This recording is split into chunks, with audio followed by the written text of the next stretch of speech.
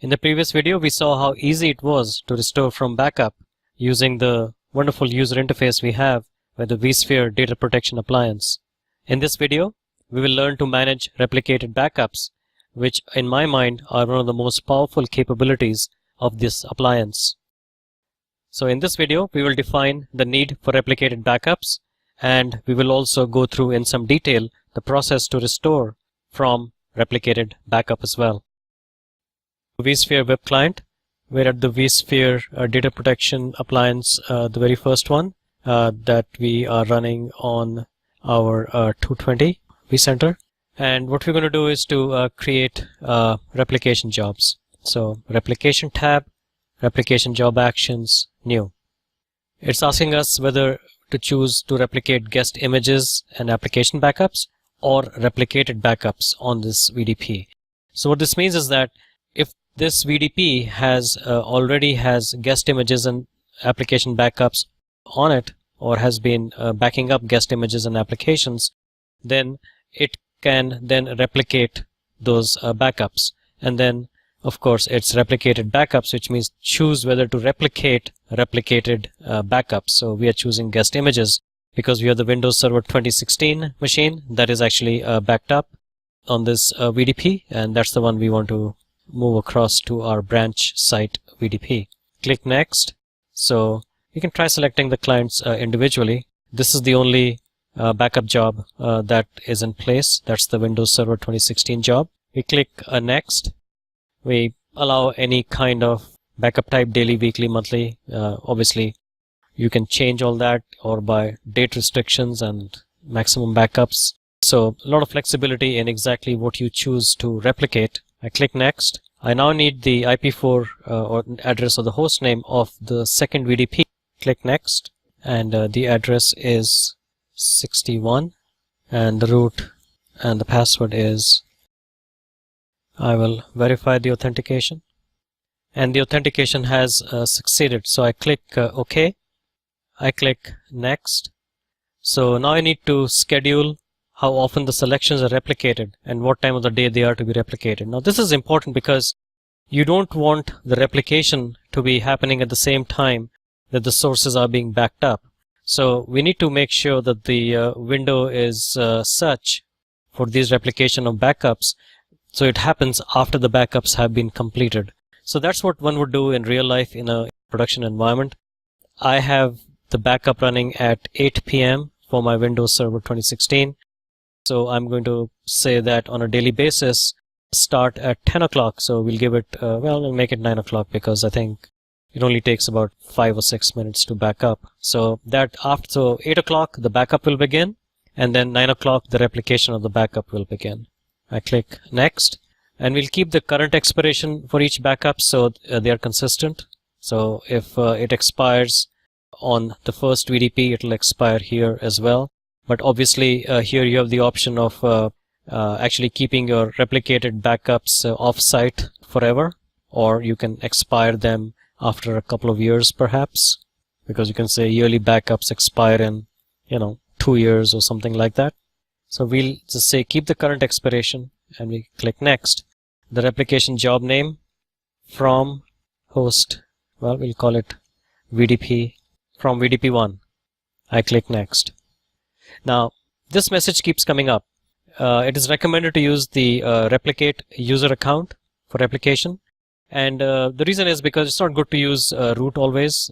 And the replicate user account keeps the credentials in sync with the root. So when I've changed root credentials, that'll be the replicate user credentials as well. Well, I have not done that, but that is obviously what one would do. Okay, so the destination is the second VDP. We have selected one backup. Any kind of backup that I do on that, it will be replicated, and it will be scheduled daily at 9 p.m.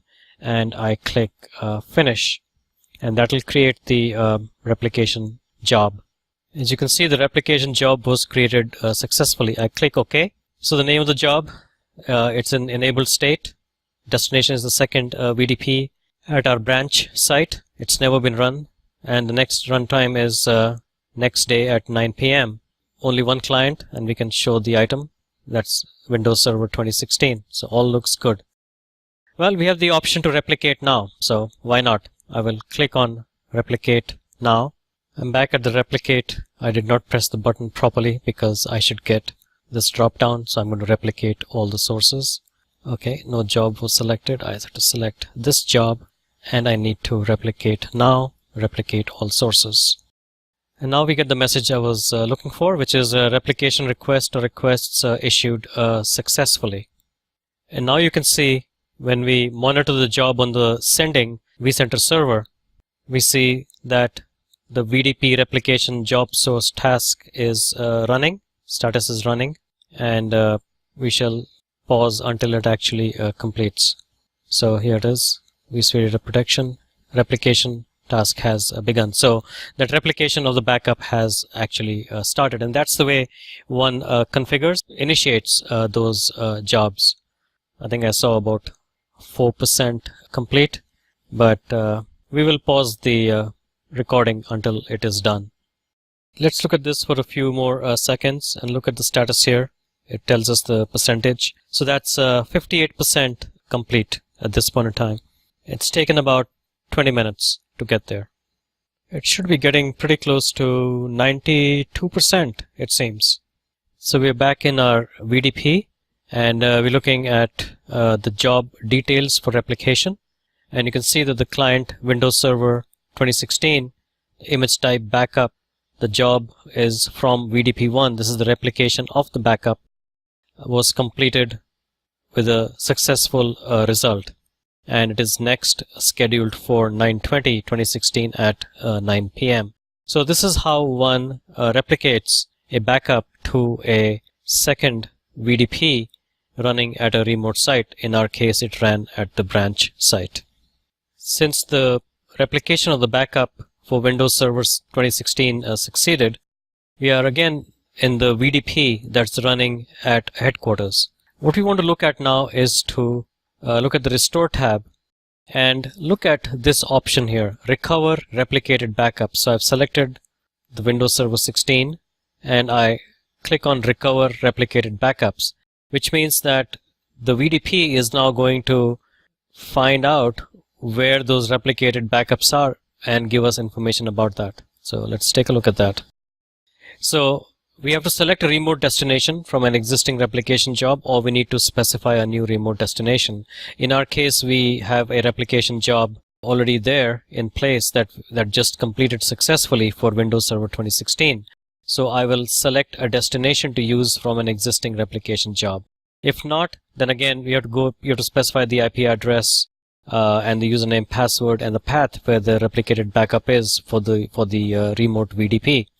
So I will select a destination from an existing job. That's the job from VDP1 that we recently completed successfully. We have to verify authentication first, and authentication has succeeded. I click OK. Now I can click on Next. Now it's loading the data of the clients that were replicated, and as you can see, the Windows Server 16 is now available at the remote site. So if I click on this twisty here and expand it, you can see it'll give us those same backups as we have available out on the headquarters site. So all those backups that were done for Windows Server 2016 have now been replicated across to the branch office. And in case anything ever happens to the backups that are at headquarters, we can restore from there. So as an example, I can click on this version. That's the latest one. I click on Next. And what it is saying is that it'll review the following selected items. Click Finish to initiate the recover request. So basically, it's going to recover that, and we are going to click on Finish. And it is sending the recover request. So we're in the vSphere web client, and we're looking at the VDP at our branch site. When we look at the Restore tab, you see this folder called Replicate, and its backup types are replicated. When I expand this, they are from VDP60, which is our headquarters site, and the Windows Server 2016, and these are all the backups that have been replicated to the branch server VDP. So the backup types are replicated. The same 5 that were existing on the headquarters site VDP have been replicated up here as well. Now we can restore from any one of these. So I've selected the first one, press restore, click next, and it'll load some restore options. So the new name of the machine will be this, and we will change it a little bit. We'll say WinServer 16 and then say restored from replica, and we'll choose a destination. We'll just put it in 221, that is our branch site on that server. Okay, so that's the destination. Let's look at the advanced options. I can specify what data store, but in this case there's only one data store on that 210 server, which is my branch server. And what I can say is I want it powered on, but I maybe do not want to connect the NIC. We can always go into the console, but let's not reconnect the NIC, just power it on, and we'll use that as our verification.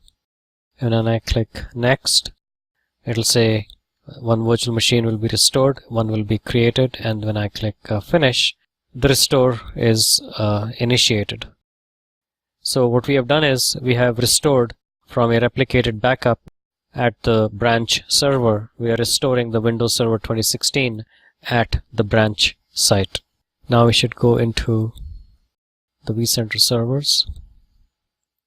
Look at 221, that's the server. Let's do a monitor, the tasks. This is the vCenter server at the branch site.